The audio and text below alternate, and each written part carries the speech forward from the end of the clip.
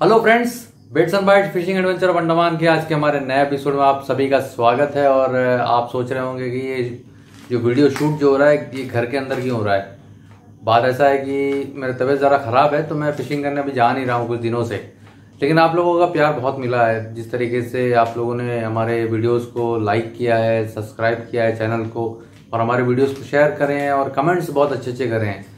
तो फ्रेंड्स, ये आप लोगों का प्यार है कि आज मैं यूट्यूब चैनल चला पा रहा हूँ। हम 3 लोग जो मिलकर इस चैनल के लिए मेहनत करते हैं और मुझे आज बेहद खुशी है कि मेरा जो काम है, जो मैं बैक वाटर्स में और खुले समुद्र में जो फिशिंग मैं करता हूँ, इसमें जब भी मैं जाता हूँ कुछ लूर्स वगैरह आपको बताता हूँ, कुछ टिप्स देता हूँ कि कौन सा लूर कहाँ यूज़ कर सकते हैं।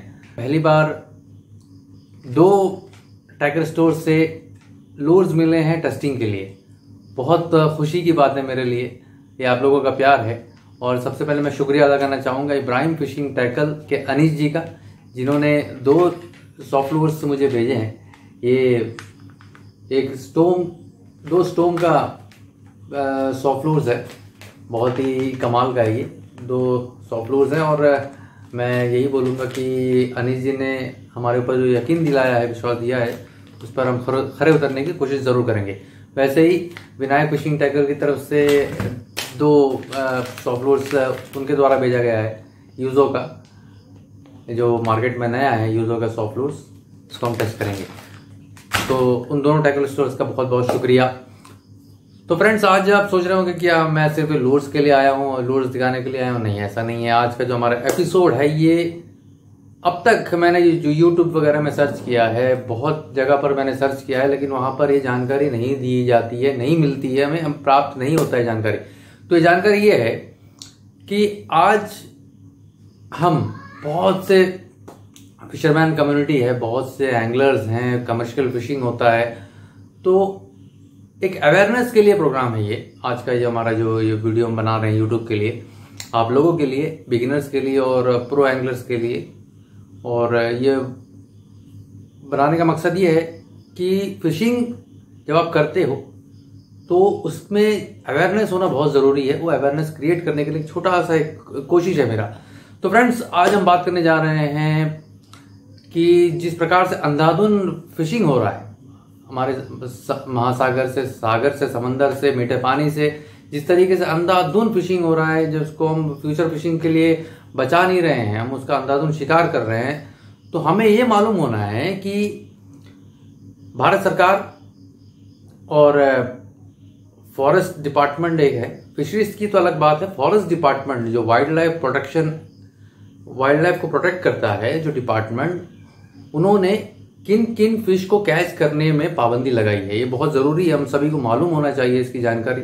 अब यूट्यूब में कहीं पर भी सर्च कर ले, आपको इसकी जानकारी नहीं मिलेगी। और ये पहला, मैं बड़ा खुश हूँ इस बात से कि ये पहला चैनल रहेगा जिससे ये जानकारी हम आप तक शेयर कर रहे हैं।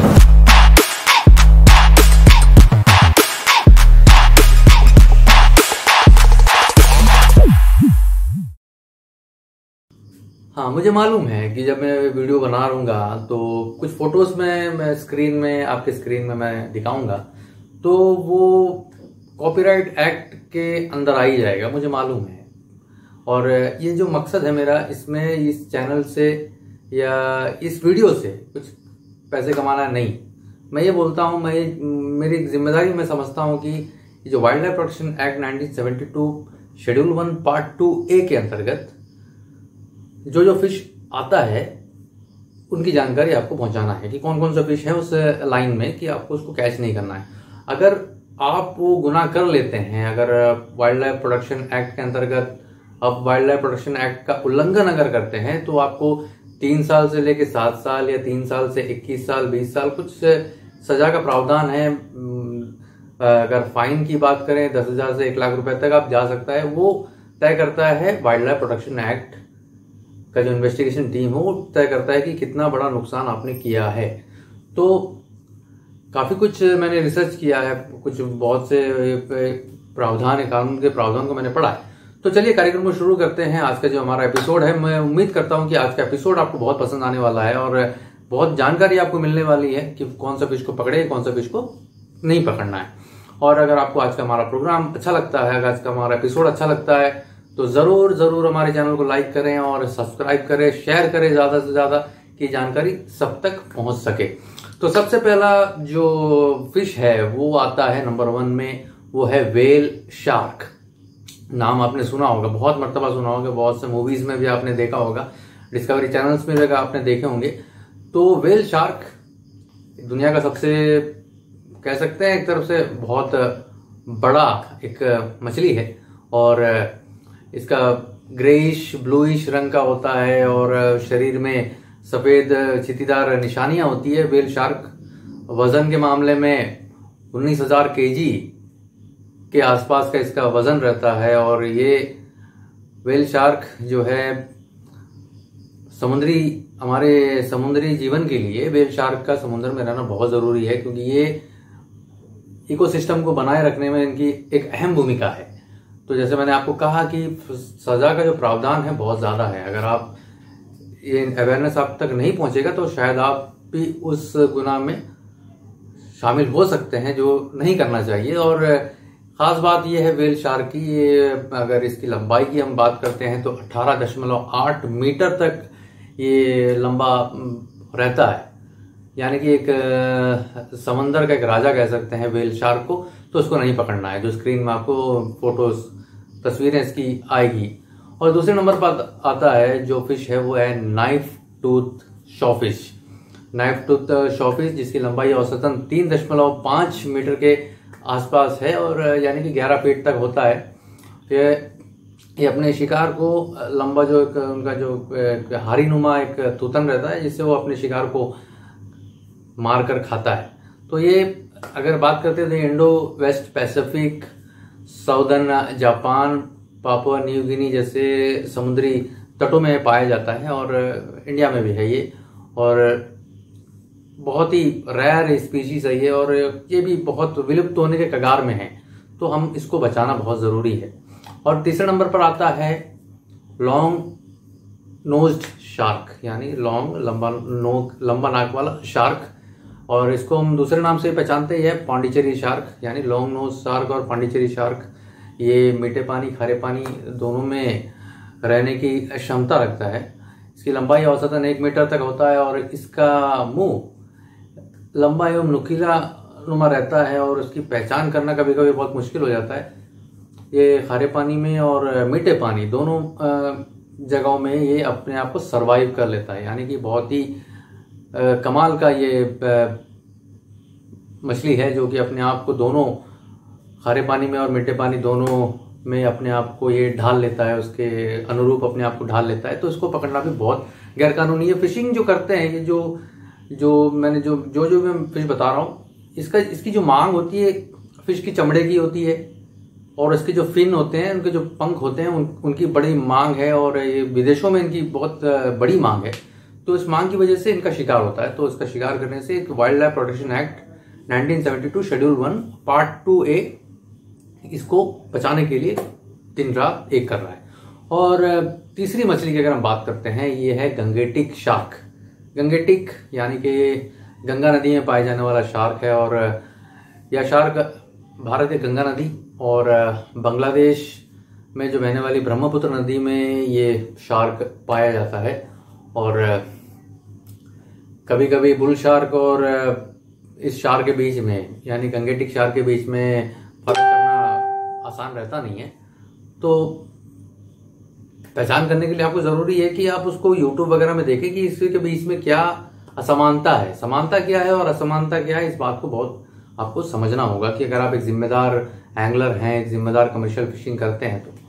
और अगले नंबर पर जो आता है वो चौथे नंबर पर आता है वो है स्पीयर टूथ शार्क। ये स्पीयर टूथ शार्क या शार्क नदी में रहने वाला एक प्रजाति है और स्पीयर टूथ शार्क मीठे और खारे पानी दोनों जगहों पर ये रह सकता है, अपने आप को सरवाइव कर सकता है और 8.5 फीट की लंबाई तक ये अपने आप को बढ़ाता है।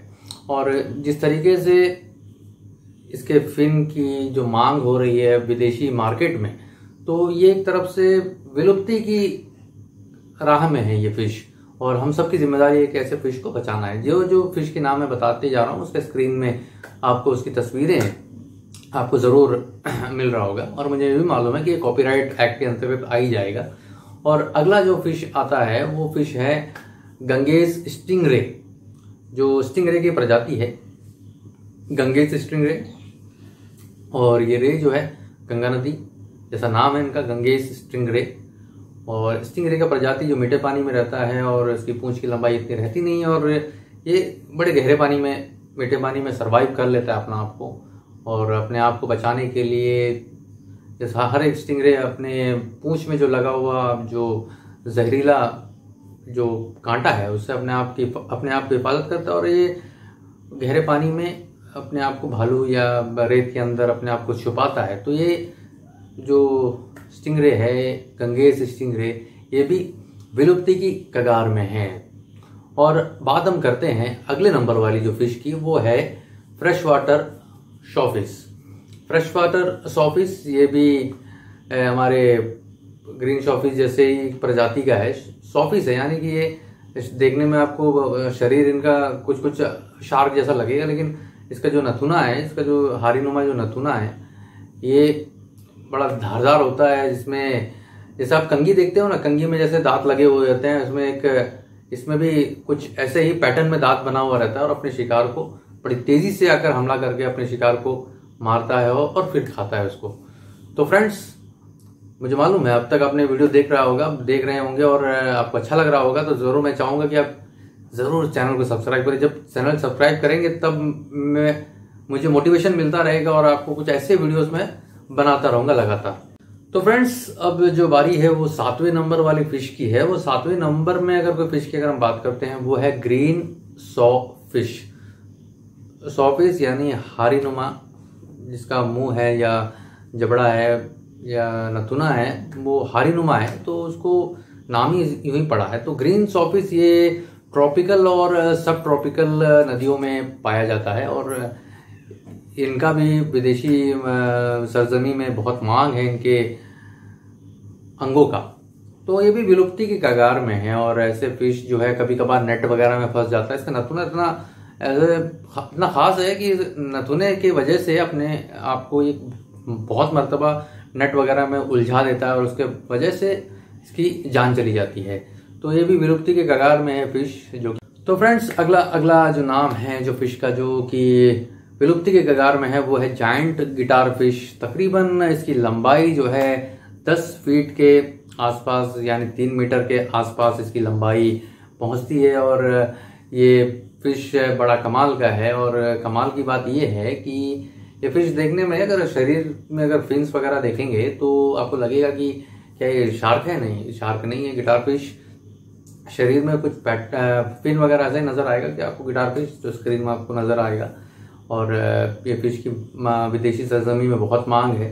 तो हम सबकी जिम्मेदारी है कि जो फिश को मैं बता रहा हूँ आपको, ये wild life protection act 1972 Bharat सरकार के द्वारा ये कानून जो बनाया है, और फॉरेस्ट डिपार्टमेंट जो है इसकी जिम्मेदारी को समझे हैं, और इस कानून के अंतर्गत ये गुनहगार को सजा देते हैं, और इसको प्रोटेक्ट करने में बहुत बड़ी भूमिका ये वाइल्ड लाइफ प्रोटेक्शन का जो एक्ट है, जो कानून है 1972, इसको लागू करके बहुत ही अच्छा काम किया उन्होंने। और अगला जो फिश आता है वो है प्रोक्यूपाइन रे। प्रोक्यूपाइन रे या रे बड़ा दुर्लभ प्रजाति का रे है ये, और कभी कभार ही नजर आता है, क्योंकि ये जिस तरीके से अंधाधुंध शिकार हुआ है इन मछलियों का, जिससे कि ये मछलियां जो है अब विलुप्ति की कगार में है। ये अगर अब देखा जाए तो ये जो प्रोक्यूपाइन रे है ये स्टिंगरे के परिवार का है, और ये समुद्री घास, रेत और गहरे पानी में ये रहता है। तकरीबन 30 मीटर 40 मीटर के जहाँ पर पानी गहरा होता है वहीं पर ये अपना आवास ये ढूंढते हैं, वहाँ रहना पसंद करते हैं। और इसके बचाने के लिए भी बहुत सख्त कानून है ये, जैसे मैंने बताया है कि वाइल्ड लाइफ प्रोटेक्शन एक्ट के अंतर्गत सजा जो है 3 साल से 7 साल या 3 साल से 20 साल 21 साल, वो कानून में आपने कितना नुकसान किया है उस प्रजाति का, तो उस पर तय करता है। और जो अगला जो नंबर आता है वो है, सब जानते हैं, वो है जायंट ग्रुपर। जायंट जैसा नाम है, एक बड़ा, एक गज कह सकते हैं उसको, समुद्र का हाथी कह सकते हैं, क्योंकि एक जायंट ग्रुपर एक समुद्री जीवन को, एक समुद्री पर्यावरण को बचाने के लिए, साफ सुथरा रखने के लिए जायंट ग्रुपर दिन रात काम करता है। ये बहुत ही अनोखा बात है कि एक जायंट ग्रुपर, अगर हम देखें कि बहुत से समुद्र में मरे अवशेष वगैरह जो रहता है, जिससे पानी, हमारे समुद्र का पानी प्रदूषित होता है, उसको ये जायंट ग्रुपर जो है ये साफ करता है। इसकी बहुत बड़ा ये काम इसका रहता है। अगर औसतन हम अंदाजा लगाएं तो जायंट ग्रुपर, इसका वजन 400 किलो तक हो जाता है या उससे भी बड़ा होता है, बढ़ जाता है। वो 270 सेंटीमीटर तक इसकी लंबाई होती है, 400 केजी के हिसाब से इसका वजन है। यानी कि इससे अंदाजा लगा सकते हैं कि ये फिश कितना खास है हमारे समुद्री जीवन के लिए। तो ग्रुपर आप कैच करते हो तो ग्रुपर में ये जरूरी नहीं है कि जायंट ग्रुपर को ही आपको रिलीज करना है। जो छोटे ग्रुपर आप पकड़ लेते हो, जैसा एक आधा किलो 1 किलो आसपास का है, कोशिश करें कि फ्यूचर को हम बचाना है तो फ्यूचर फिशिंग के लिए उनको रिलीज करना बहुत जरूरी है। और आप सोच रहे होंगे कि ये 10 जो फिश मैंने लाइन बाय लाइन बताए हैं आपको, ये सभी जो है wild life protection act 1972 schedule 1 part 2A के अंतर्गत आता है। एक फिश यहाँ पर और आता है, वो है पैरट फिश। पैरट फिश के लिए कोई सख्त कानून बनाए नहीं है, लेकिन ये ऐसा जीव है, एक ऐसा मछली है जो कोरल्स के लिए, कोरल लाइफ के लिए पैरट फिश का बहुत बड़ा एक योगदान है समुद्री जीवन में। तो हम ये चाहेंगे कि आप पैरट फिश को जब आप कैच करते हो तो तुरंत उसको रिलीज कर दे। और ये जो अवेयरनेस पैरट फिश को लेके भी इसलिए मैं फैलाना चाहता हूँ कि एक सबसे खूबसूरत एक मछली है समुद्री जीवन में। अगर आप देखेंगे उनको, अगर कैच करते हैं तो, या आप कोई म्यूजियम वगैरह में जाते हैं तो पैरट फिश को देखते हो, अगर स्कूबा डाइविंग करते हो तो पैरट फिश आपके सामने से अगर पार होगा, बहुत ही सुंदर ये फिश है, तो उसको जल्दी से रिलीज कर दें, क्योंकि बहुत कम समय में मर जाता है मछली पानी से बाहर निकाल कर। और फ्रेंड्स, आप सोच रहे होंगे कि इतना क्राइटेरिया मैंने बोला है फिश का, तो इसमें डॉल्फिन कहाँ चला गया है। तो मैंने भी सोचा कि डॉल्फिन इस क्राइटेरिया में क्यों नहीं आया। इसकी वजह यह है कि डॉल्फिन जो है एक रेप्टाइल के कैटेगरी में आता है। हाँ जी हाँ, आप जरूर शॉक हो गए होंगे, रेप्टाइल के कैटेगरी में आता है, क्योंकि डॉल्फिन जो है ये अंडे नहीं देते हैं, ये बच्चे को जन्म देता है बच्चे को। तो इसके लिए डॉल्फिन को रेप्टाइल की कैटेगरी में लाए हैं। और सबसे खास है, समुद्र का रानी कह सकते हैं डॉल्फिन को। जब हम जहाज से सेलिंग करते हैं, जहाजों में जाते हैं, खास मैं अपने अंडमान निकोबार आइलैंड की बात करता हूँ, जब फिशिंग करने भी जाते हैं तो हमारे सामने डॉल्फिन हमको एस्कॉर्ट करते हैं, बहुत ही अच्छा लगता है वो नज़ारा। तो रेप्टाइल के कैटेगरी में डॉल्फिन को रखा गया है। और फ्रेंड्स, मैं हमारा कार्यक्रम, ये जो एपिसोड है, इसको मैं ज़्यादा लंबा नहीं करूँगा, तो कुछ और जानकारी मैं ज़रूर दूंगा अपने अगले एपिसोड में। अगर आपको अगला एपिसोड अगर आपको देखना है तो ज़रूर मेरे चैनल को सब्सक्राइब करें। और मैं फिर से एक मरतबा आप सभी का शुक्रिया अदा करना चाहूँगा, जिन्होंने काफ़ी कम समय में, तकरीबन 2 या 3 महीने के इस अंतराल में, आपने अंडमान निकोबार आइलैंड के इस छोटे से सुलेमान को, इस छोटे से एंगलर को आपने बहुत प्यार दिया है, बहुत सराहा है। और मैं यही आशा करता हूँ, यही उम्मीद करता हूँ कि आप मेरे चैनल को यूं ही सपोर्ट करते रहें, शेयर करते रहें, सब्सक्राइब करते रहें। और जो नए हैं, जो मेरे दोस्त हैं, जो मुझे देख रहे हैं, चाहे इंडिया में हो या चाहे इंडिया से बाहर के हों, वो उनसे मैं यही कहूँगा कि ज़रूर मेरे चैनल को सब्सक्राइब करें। कुछ हाईटेक टेक्नोलॉजी मेरे पास नहीं है जिससे कि मैं बैकग्राउंड वगैरह बढ़िया करके शूट करूं। जितना हो सकता है मैं करता हूं, और उम्मीद करता हूं इंशाल्लाह एक दिन बहुत अच्छा एक सेटअप के साथ और अच्छे बढ़िया बनाऊंगा। लेकिन मैं ये चाहूँगा कि प्यार अगर आपका बना रहेगा मेरे साथ, तो इस चैनल को लेकर, जो बिगिनर्स को ध्यान में रखकर मैंने चैनल बनाया है, इसमें बहुत अच्छा काम मैं करूँगा। और फिर से एक मरतबा आखिरी में शुक्रिया अदा करना चाहूँगा विनायक फिशिंग टैकल और इब्राहिम फिशिंग टैकल के अनीश जी, विनायक फिशिंग टैकल के विनायक जी, जिन्होंने मेरे वीडियोस को, मेरे मेहनत को, मेरे अजीज़ के और साजिद के जो 3 मेरे दोस्त, हम 3 जो दोस्त हैं, हमारे मेहनत को उन्होंने सराहा है और फ्री में कुछ लूर्स भेजे हैं टेस्टिंग के लिए। तो फ्रेंड्स, होप करता हूं कि आज का ये जो एपिसोड है आप सबके लिए बहुत ही काम आने वाला है। और मैं ये चाहूँगा कि अवेयरनेस को हमें आगे तक पूरे इंडिया में फैलाना है, क्योंकि इसमें सॉल्ट वाटर से लेकर फ्रेश वाटर तक के फिश की जानकारी दी गई है, जो कि India wild life protection act 1972 schedule 1 part 2A के अंतर्गत आता है। तो अगले एपिसोड में कुछ और जानकारी हम देने जा रहे हैं, जिससे कि ये वाइल्ड लाइफ प्रोटेक्शन एक्ट के अंतर्गत और कौन कौन सी चीजें हैं समुद्र की या मीठे पानी की, जिसको बचाने में वाइल्ड लाइफ प्रोटेक्शन एक्ट 1972 का योगदान है। तब तक के लिए शब खैर।